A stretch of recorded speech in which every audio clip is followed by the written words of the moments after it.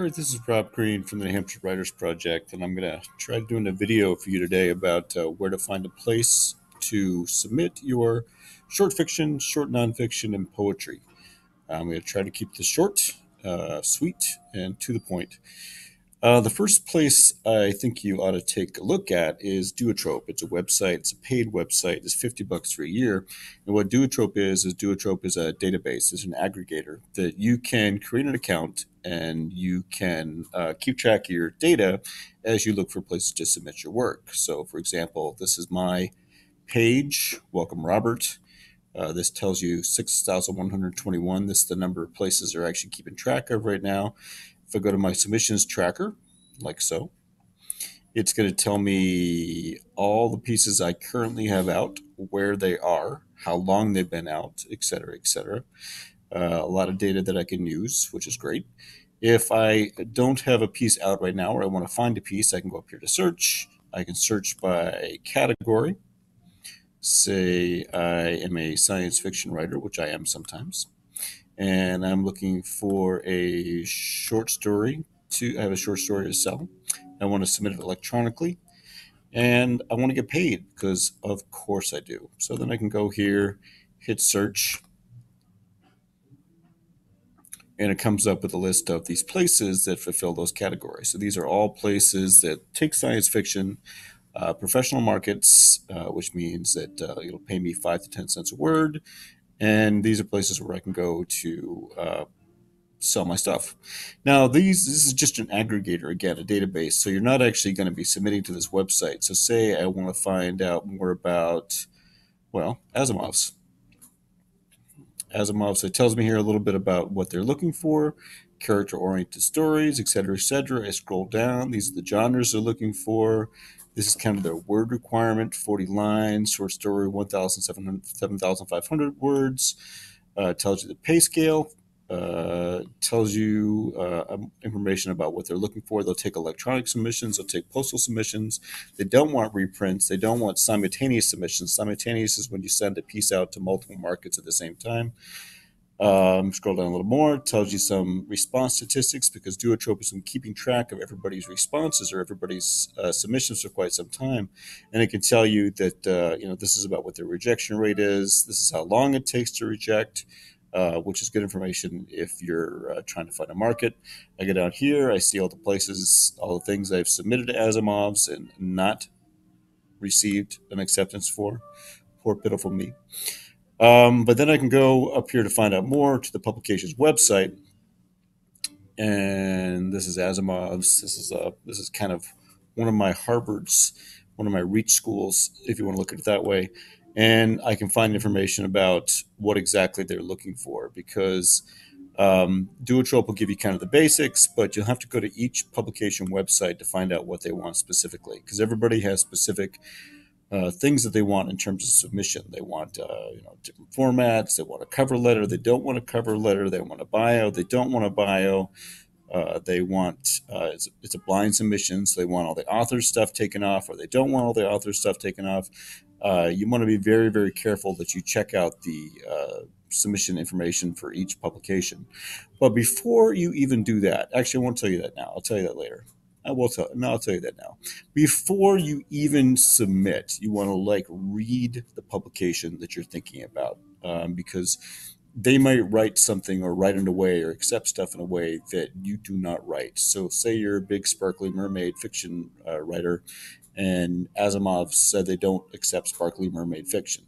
Don't send to Asimov. Find some place that is really interested in sparkly mermaid fiction and then you can send it to them.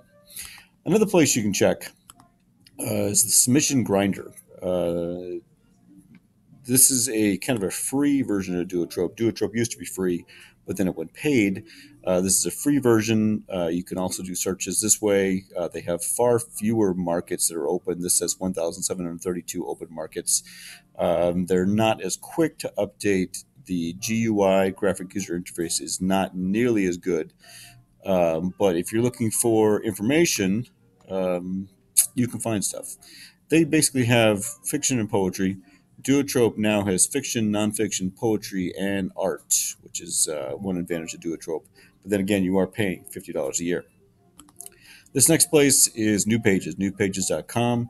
Newpages.com is almost like a newsletter or news site, and they have classified ads, which are like calls for submissions. So if you click on that, it'll tell you all the places that told New Pages they're looking for places to they're looking for work. You can go there. You can find information about it. You can go to the website, et cetera, et cetera. Duotrope also has a section for contests. So if you're interested in making some money, it's always nice to have money.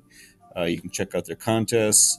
You can do some basic filtering, fiction, nonfiction, poetry, that kind of thing, and that'll tell you a little bit about their contest. New Pages is great. I use it a lot for students because it has a great section here for down here, down here, down here, down here, down here, down here, down here. Down here, Young Writer's Guide has a great section for young writers. So if you're working with teenage or younger writers, these are places that are very friendly to teenage and young writers. The next place is good old Poets and Writers. Poets and Writers is a magazine that you may have subscription to.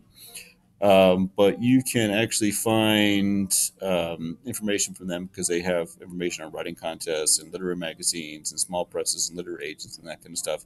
These are sort of searchable, but they don't keep track of data, so you don't get the kind of numbers that you might get from Duotrope or maybe even Submission Grinder about what places are accepting what and how long it takes.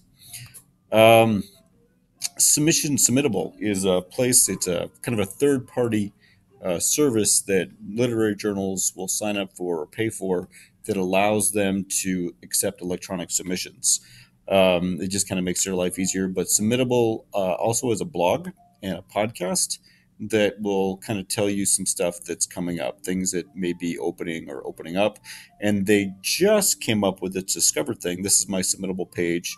If you look over here, this is Discover. And this is a place where you can go that Submittable is telling you what is new. So right now, as of Wednesday, actually it's tomorrow, Wednesday the May 17th on this time, Meridian's looking for a contest Best New Poets. Lamplight Magazine is looking for submissions for Volume 6. Homebound Publications, et cetera, et cetera. And you can go through these, click on these, and it'll tell you there's a submission fee. You can go and it'll take you right to the Submittable page where it allows you to submit your work right then and there. I haven't monkeyed around with this. It's brand new, so buyer beware, user beware. It looks cool. I'll let you know if I get any magic from it. And that's kind of your basics for short fiction, short nonfiction, and poetry. Again, be wary, be careful that you check out the magazine carefully before you submit because you want to make sure that the stuff you have, the stuff you write, is equivalent, as good as, same theme, same tone, same whatever as the publication you're trying to submit to. I wouldn't submit like necessarily a young adult piece to Asimov's because Asimov's is more of a grown-up market, but I might submit a young adult piece to the Young Explorer's Adventure Guide. So just make sure that you're really kind of familiarizing yourself with the market that you might want to submit to before you commit to submit. And always be sure that you check out the publication submission guides. They're different. They're all very different. And if you do it wrong, if you submit it wrong, they probably will never tell you. And you'll just live forever wondering what happened to that story you submitted. That's it from my little guide about finding places to submit. In future days, I'll see if I can't do something on writing a query letter or a cover letter, and maybe talk a little bit about rejectomancy. Thank you. This is Rob Green from the Writers Project. Have a good day.